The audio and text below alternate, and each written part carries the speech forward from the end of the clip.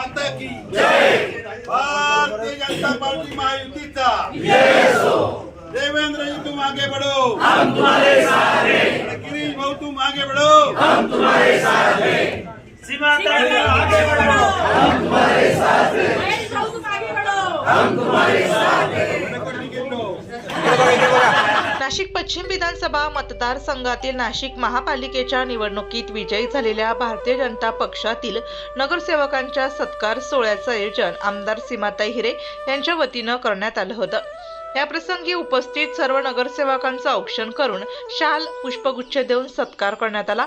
तर उपस्थित नगरसेवकांच्या हस्ते मान्यवरांचाही सत्कार करण्यात आला। तर ज्यांना उमेदवारी मिळाली नाही सीमाताई हिरे सोबत घेऊन जनतेची कामे करण्याचा सल्ला भाजप नेते महेश हिरे यांनी दिला। पक्षविरोधी काम करणाऱ्यांचा अहवाल वरिष्ठांना पाठवणार असल्याचे सांगत शहराध्यक्ष सुनील केदार यांनी पक्षशिस्तीचे मार्गदर्शन केले। प्रथम मी जे आज या पूर्ण मतदारसंघातून आणि नाशिकमध्ये सगळे निवडून आले त्या सगळ्यांचं खूप मनापासून अभिनंदन करते। जसं आता सांगितलं की 29 महापालिका होत्या, त्यापैकी जवळपास 26 महापालिकेवर देवेंद्रजींच्या नेतृत्वाखाली आज भारतीय जनता पार्टीचा झेंडा फडकलेला आहे आणि मोठ्या संख्येने भारतीय जनता पार्टीचे नगरसेवक निवडून आलेले आहे। जवळपास आज सगळ्या नागरिकांचा विश्वास हा भारतीय जनता पार्टीवर होता, मोदीजींवर होता, देवेंद्रजींवर होता आणि नाशिकमध्ये गिरीश भाऊ महाजन यांच्यावर होता। आणि त्यामुळे आज आपण बघतो की मागच्या वेळेस 66 नगरसेवक निवडून आले होते, तोही रेकॉर्ड मोडून यावेळेस 72ची संख्या यावेळेस गाठलेली आहे। त्यातही पश्चिम मतदारसंघात 30 नगरसेवक हे निवडून आलेले आहेत। काही अगदी कमी मताधिक्याने म्हणजे अगदी 150, 180 असे सुद्धा काही काठावर काही उमेदवार हे अपयशी झालेले आहे। परंतु तरी देखील सगळ्या नागरिकांनी नाशिककरांनी चांगली साथ या निवडणुकीत दिली, त्याबद्दल सर्वांचं मी मनापासून आभार मानते। आपण जनसेवक आहोत आणि त्यामुळे या पुढील काळात आपल्याकडे सिंहस्थ आहे। विकास निधीची जास्तीत जास्त कामं आपण आपल्या प्रभागाचा विकास कसा करता येईल, लोकांची सेवा कशी करता येईल याकरता आपण सगळे जण मिळून एकत्रित काम करूया।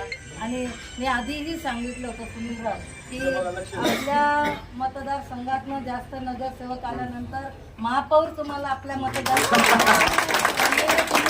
हे वाक्य लक्षात ठेवून आपल्या नाशिकमध्ये महापौर नाशिक पश्चिमचा बसवता येईल।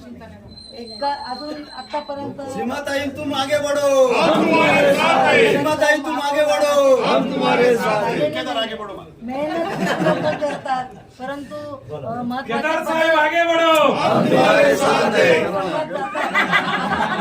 आणि त्यामुळे आपण जरूर विचार करावा असं मी आपल्याला खास करून सांगते। आज सगळेजण इथे आले त्याबद्दल सगळ्यांचं मनापासून मी आभार मानते। पुन्हा एकदा सगळ्यांचं मनापासून हार्दिक अभिनंदन करते आणि आपल्या पुढील वाटचालीसाठी मनापासून शुभेच्छा देते। धन्यवाद। जय हिंद, जय महाराष्ट्र, जय भारत, जय श्रीराम।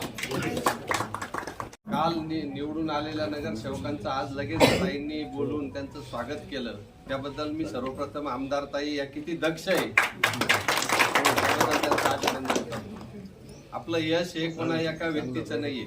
आत्ताच एक वसंतस्मृतीवर ग्रुपवर एक चुकीचा मेसेज आला होता। नगरसेवकांना जर वाटत असेल की आमच्यामुळे आम्ही निवडून आलो तर त्या भ्रमात कोणी नगरसेवकांनी राहू नका। बहुतेक वेळा असं होतं निवडून आलं तर माझ्यामुळं आलो, पडलो तर पक्षाच्या लोकांनी काम नाही केलं।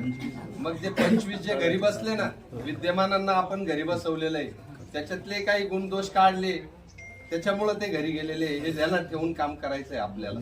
त्याच्यामुळं संघटना, टीमवर्क आणि लोकप्रतिनिधी हे सगळ्यांनी जेव्हा एकत्रित आले म्हणून हे काम उभं राहिलेले, म्हणून हे नगरसेवक निवडून आलेले।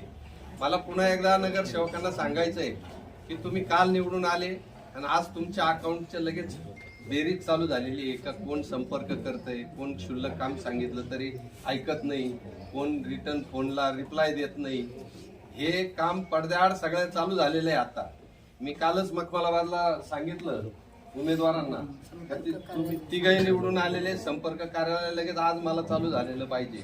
आणि किरकोळ जरी विषय असेल त्या व्यक्तीचा खूप अपेक्षा नाही राहते सर्वसामान्यांच्या तुमच्याकडून, तुम्ही फोन केलेला पाहिजे ताबडतोब।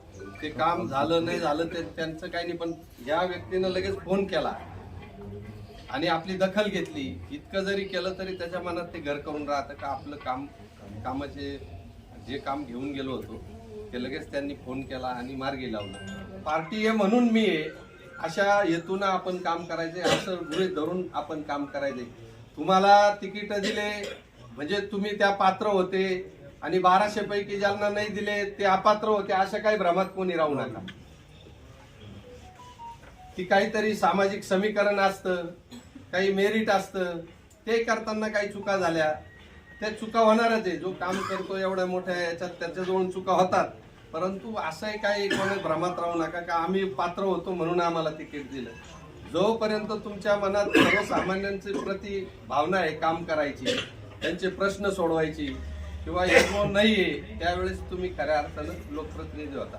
मी सीमाताईंना का मानतो किंवा तिन्ही लोकप्रतिनिधींना का त्या म्हणजे मी एकदा त्यांच्या शेजारी बसलो होतो. परत उदाहरण सांगतो की एका वरच्या वायरवर एक फांटी पडली होती आणि त्यांना तो मेसेज आला होता.